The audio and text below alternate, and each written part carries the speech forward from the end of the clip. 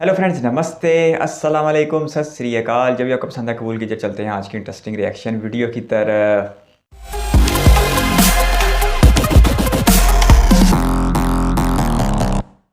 235 ऐसे बिल्डिंग्स है मुंबई के अंदर जिनमें 40 से ज्यादा हैबिटेबल फ्लोर्स है, जिसकी वजह से मुंबई दुनिया में 6th रैंक पे निकल आता है in terms of number of sky scrapers. और ये जो नंबर मैंने आपको बताया वो सिर्फ और सिर्फ कंप्लीटेड ऑक्यूपाइड बिल्डिंग्स का है। अगर हम लिस्ट निकाले अंडर कंस्ट्रक्शन बिल्डिंग्स के साथ में तो ये आंकड़ा अबाउट 50 बिल्डिंग से बढ़ जाता है। लेकिन अगर हम पूरे दिल्ली एनसीआर को देखें तो ऐसी 50 बिल्डिंग्स भी नहीं है जो मोर देन 40 फ्लोर्स की हो। इनफैक्ट अगर हम इससे ज्यादा जो 250 मीटर से ऊंची वाली बिल्डिंग्स के बारे में बात करें तो वो दिल्ली के अंदर देखने के लिए भी नहीं मिलेगी। इनफैक्ट मोर देन 200 मीटर में भी हमें हैंडफुल बिल्डिंग्स ही देखने मिलती है। दोनों शहर देश के लिए बहुत प्रोमिनेंट है और दोनों शहरों के अंदर लोगों के पास में पैसा भी बहुत है। तो क्यों सिर्फ मुंबई के अंदर स्काईस्क्रेपर्स देखने मिलती है और दिल्ली के अंदर नहीं, इसी के बारे में आज हम जानेंगे।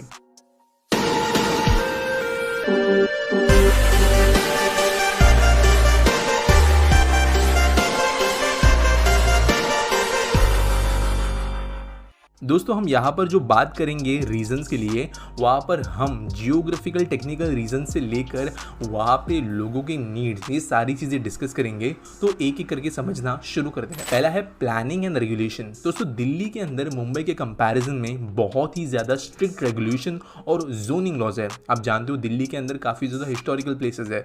दिल्ली के अंदर काफ़ी ऐसे जगह है जहाँ पर सिक्योरिटी काफ़ी ज़्यादा इंपॉर्टेंट होना ज़रूरी है, जिसकी वजह से कहीं पर भी बहुत ज़्यादा ऊंची बिल्डिंग अप्रूव करवा लेना दिल्ली में इतना इजी नहीं है, जबकि मुंबई के अंदर कंपैरेटिवली ये इजी बन जाता है, जिसके वजह से दिल्ली में जो स्काईस्क्रेपर का अप्रूवल है वही आंकड़ा कम है। और मुंबई में ज़्यादा रिलैक्स्ड होने की वजह से यहाँ पर एम्फेसिस होता है वर्टिकल डेवलपमेंट के ऊपर। ऑब्वियसली कई लोग इसके अंदर बोलेंगे कि यार सिंगापुर के अंदर, न्यूयॉर्क के अंदर मुंबई से भी रिलैक्स्ड लॉज है, लेकिन यहाँ पे फिलहाल हम दो शहरों को कंपेयर कर रहे हैं और मुंबई के लॉज फिर भी इंडिया के बाकी शहरों के कंपेरिजन में बहुत रिलैक्स्ड है। दूसरा रीजन जो ऑलमोस्ट सबसे पहला रीजन निकल कर आता है मुंबई के स्काईस्क्रेपर्स के पीछे का रीजन देने के लिए, वो है land availability. Mumbai densely populated शहर है, लेकिन जितने लोग इसके अंदर समाते हैं उसके कंपैरिजन में ये शहर छोटा है। क्योंकि ये समुद्र से घिरा है तीन तरफ से, तो ये बढ़ नहीं सकता दिल्ली के जैसे चारों तरफ। इसको ऊपर की तरफ बढ़ना पड़ता है ताकि ये लोगों को हाउसिंग प्रोवाइड कर पाए, ये ऑफिस स्पेस प्रोवाइड कर पाए और बाकी रिटेल यूनिट्स भी प्रोवाइड कर पाए, जिसकी वजह से स्काईस्क्रेपर्स एक बेहतर ऑप्शन निकल कर आता है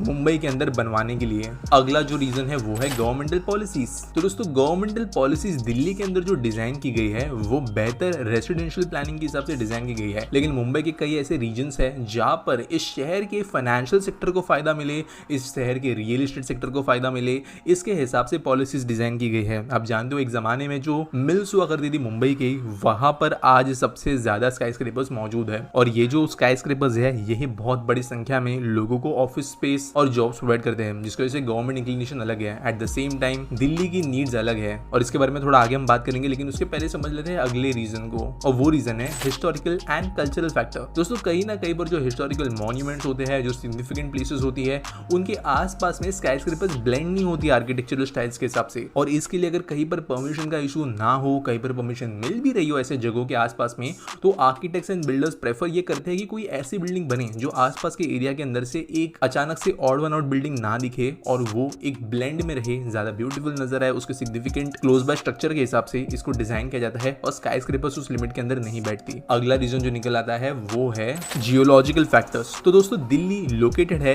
इंडो गैंगेटिक प्लेन्स के ऊपर, यानी जो गंगा नदी का पात्र है यहाँ पर दिल्ली मौजूद है, जिसकी वजह से जो सॉइल है दिल्ली का वो कंपैरेटिवली सॉफ्टर है और वाटर टेबल भी इसका ज्यादा बड़ा है। इनफैक्ट दोस्तों दिल्ली के आसपास की जमीन जो है मुंबई के कंपैरिजन में ज्यादा फर्टाइल है, हालांकि मुंबई को बारिश ज्यादा मिलती है इसके बावजूद, जिसकी वजह से दिल्ली में अगर कोई बहुत बड़ा स्काईस्क्रेपर बनाना है तो वो बिल्डिंग बनाने के लिए जो फाउंडेशन का खर्च होगा वो बहुत ज्यादा है। At the same time Mumbai ऐसे लोकेशन पे मौजूद है जहां पर रॉकी कोस्ट लाइन है। इनफैक्ट मुंबई के कई बीचेस अगर हम देखें, चाहे वो बैंड स्टैंड के पास का बीच हो या फिर कोई दूसरे, वहां पर आपको बहुत जल्दी रॉक देखने के लिए मिलता है। इनफैक्ट मुंबई इतना समुद्र के पास में होने की वजह से भी कई सारे ऐसे रॉक स्ट्रक्चर्स हमें मुंबई में देखने मिलते हैं, गिलबर्ट हिल के जैसे। और ये चीज की वजह से ये दर्शाया जाता है कि मुंबई के अंदर जो बेड रॉक है या जो नीचे कठोर चट्टान है वो बहुत जल्दी है, जिसकी वजह से मुंबई के अंदर फाउंडेशन बनाना कंपैरेटिवली ईजी है और स्टेबिलिटी अवेलेबिलिटी बिल्डिंग्स की ज़्यादा रहती है, जिसकी वजह से इंजीनियरिंग सॉल्यूशंस मुंबई के अंदर स्काईस्क्रेपर्स के लिए प्रोवाइड कराना ज़्यादा ईजी है, और ये भी स्काईस्क्रेपर्स के बढ़ते चलन के लिए इंपॉर्टेंट है। अगला जो फैक्टर है वो है लोकल नीड्स। तो दोस्तों दिल्ली एक ऐसा शहर है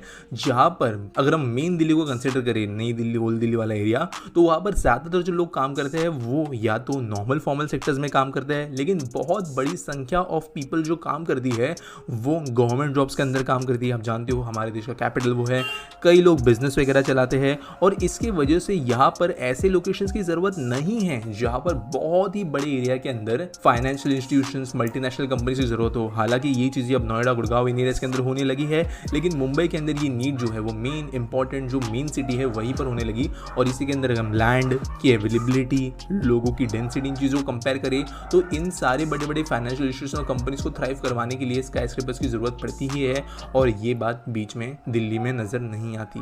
मुंबई के अंदर जो लोग गवर्नमेंट जॉब्स वगैरह करते हैं उनकी संख्या बड़ी है, लेकिन दिल्ली जितनी नहीं। और सिर्फ गवर्नमेंट जॉब के लिए गवर्नमेंट ऑफिस की मैं यहाँ पे बात नहीं कर रहा हूँ, एम्बेसीज, एडमिनिस्ट्रेटिव फंक्शन के लिए यूज़ होने वाली बिल्डिंग्स, हमारे डिफेंस रिलेटेड स्ट्रक्चर्स, ये चीज़ों की संख्या दिल्ली में ज़्यादा है, जो कि बहुत लंबे या बड़े होने की ज़रूरत नहीं है। अगला जो है वो है इकोनॉमिक फैक्टर्स। अब दोस्तों आप जानते हो कि मुंबई के अंदर रियल एस्टेट महंगा तो है ही, लेकिन यहाँ पर ये समझना ज़रूरी कि महंगा रियल एस्टेट ही दिल्ली को और मुंबई को स्काईस्क्रेपर्स के मामले में डिफरेंट बनाता है। वो कैसे समझते हैं? जनरली लोग समझते हैं कि अगर एक पीस ऑफ लैंड है उसके ऊपर जितनी मंजिल बनाया जाए उतना वो बिल्डर के लिए फायदेमंद है, लेकिन हमेशा ऐसा नहीं होता। स्पेशली अगर हम देखें तो स्काईस्क्रेपर लिमिट यानी 150 मीटर के मिनट पे हम देखें तो जो बिल्डिंग होती है उसका कोर स्ट्रक्चर या बीच में जो स्ट्रक्चरल पार्ट होता है और उसका फाउंडेशन, ये इतना महंगा बनने लगता है कि जो सेलेबल एरिया किसी बिल्डिंग के अंदर बचता है वो कम होता है। इनफैक्ट अगर आप बहुत बड़ी बड़ी स्काईस्क्रेपर्स का कंस्ट्रक्शन भी देखोगे तो उसके सेंटर में आपको एक बहुत बड़ा कॉन्क्रीट कोर नजर आता है जो कि बिल्डिंग को सपोर्ट कर रहा है, और आसपास का जो उसका रेडियस में एरिया होता है वही सेलेबल होता है। तो अब ये जो सेलेबल एरिया है ये इतना महंगा होना जरूरी है कि इस कोर के अंदर छूट गई हुई जगह,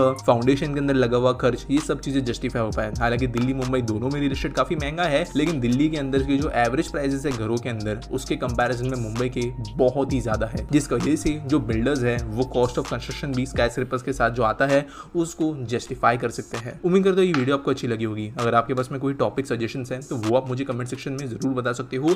साथ साथ वीडियो अच्छी लगी होगी तो इसे लाइक करना, चैनल को हमारे सब्सक्राइब करना, और मिलेंगे अगले वीडियो में। बहुत ही ज़बरदस्त कंपैरिजन पेश किया जा रहा था दिल्ली और मुंबई के दरमियान कि मुंबई में तो हमें दर्जनों की तादाद में बुलंद इमारतें देखने को मिलती हैं, लेकिन दिल्ली में ऐसा कोई सीन देखने को नहीं मिलता। चंद एक फैक्टर्स के ऊपर बात की जा रही थी। सबसे पहले बताया जा रहा था कि दिल्ली एक सरकारी इलाका है, भारत का कैपिटल है, जिसकी वजह से यहाँ पर हसास इमारतें बहुत ज़्यादा तादाद में पाई जाती हैं, जिसकी वजह से सिक्योरिटी रिस्क की वजह से दिल्ली में ज़्यादा ऊंची इमारतें नहीं बनाई जाती। और इसके मुकाबले में मुंबई का बताया जा रहा था कि वहाँ पर भी सिक्योरिटी इश्यूज़ तो हैं, लेकिन दिल्ली जितने संजीदा नौयत के नहीं। फिर दूसरी तरफ बात की जा रही थी कि दिल्ली में पुरानी इमारतें बहुत बड़ी तादाद में, और अगर नई इमारतें बनाई जाती हैं तो उनकी मौजूदगी में इन पुरानी इमारतों की अफादियत और उनका जो मंजरनामा है वो मुतासर हो जाएगा। तो दूसरी तरफ मुंबई में हमें ये चीज़ देखने को नहीं मिलती कि मुंबई में कोई रेड फोर्ट हो, कुतुब मीनार हो, या इस तरह की दूसरी तीसरी जगह हो। फिर एक अहम तरीन हिस्से पे बात की जा रही थी कि मुंबई 3 तरफ से समुद्र के साथ घिरा हुआ है, जबकि दिल्ली को फैलने के लिए चारों तरफ जगह अवेलेबल है। तो वीडियो उन्होंने एक बड़ी ज़बरदस्त बात की। उन्होंने कहा मुंबई 3 तरफ तो फैल नहीं सकता, लेकिन वो ऊपर की तरफ ज़रूर फैल रहा है। यही वजह है कि मुंबई में ज़्यादा बुलंद इमारतें देखने को मिलती हैं। दिल्ली की निस्बत दिल्ली में जगह की कोई कमी नहीं है, और इसकी बहुत बड़ी मिसाल हमें गुरुग्राम सिटी और नोएडा सिटी के सूरत में नज़र भी आती है कि वहाँ पर किस तरह इन 2 बड़े शहरों को स्मार्ट सिटी के तौर पर बनाया भी जा रहा है। लेकिन मुंबई के पास नवी मुंबई जगह मिलती थी, वो भी बीच में कोई 18-20 किलोमीटर का समुंदर पड़ता है जिसके ऊपर पुल बन रहा है। तो इस वजह से नवी मुंबई बिल्कुल मुंबई के साथ कनेक्ट नहीं है एक पुल के अलावा। खैर, अगर अब दूसरे और फैक्टर्स की बात की जाए तो वो एक जगह की कीमत की बात भी की जा रही थी कि जगह की कीमत मुंबई में एक बहुत बड़ा मसला है, और बजाय इसके कि इमारतों को ज़्यादा रकबे में बनाया जाए, उससे बेहतर ऑप्शन यही निकल के आता है कि इमारतों को ज़्यादा बुलंद बनाया जाए। फिर इसमें एक वीडियो ने एक बड़ी ज़बरदस्त बात कर रहे थे कि दिल्ली दरियाए गंगा के किनारे बता रहे थे, या पता नहीं जमुना के किनारे, नहीं मेरा ख्याल है गंगा के किनारे आबाद है, जिसकी वजह से दिल्ली के आसपास की जो ज़मीन है वो नरम है, और वहाँ पर फाउंडेशन बनाने पे अखराजात भी ज़्यादा आते हैं, और फाउंडेशन बनाना एक मसला भी होता है। जबकि दूसरी तरफ मुंबई का बता रहे थे कि वो समुंदर पे होने के बावजूद वहाँ की जो सतह ज़मीन की है वो सख्त है, और वहाँ पर फाउंडेशन बनाना आसान है। इसके साथ साथ जिस एक अहम फैक्टर की तरफ बात की जा रही थी वो ये कि मुंबई में किसी भी स्काई स्क्रैपर की मंजूरी करवाना सरकार से अच्छी खासी आसान है, लेकिन दूसरी तरफ दिल्ली में इस तरह की बुलंद इमारत को मंजूर करवाने के लिए अच्छे खासे पापड़ बेलने पड़ते हैं। और वो सारे वजूहात पहले वीडियो ने भी बयान कर दिए और मैंने भी रिपीट कर दिए हैं। तो ये कंपैरिजन वाकई बहुत ज़बरदस्त है, लेकिन ऐसा बिल्कुल भी नहीं है कि दिल्ली में बिजनेस के कोई मौके नहीं है। अगर हम मुंबई की जीडीपी देखें तो आज हमें तकरीबन 310 बिलियन डॉलर के आसपास देखने को मिलती है, जबकि जो दिल्ली की जीडीपी है वो हमें 290 से 300 बिलियन डॉलर के आसपास देखने को मिलती है। तो जीडीपी को लेकर इतना ज़्यादा फ़र्क नहीं है, लेकिन उसके बावजूद जो मेरे समझ में बात आती है वो यही है कि सबसे ज़्यादा फ़र्क मुंबई में जगह की कमी का है।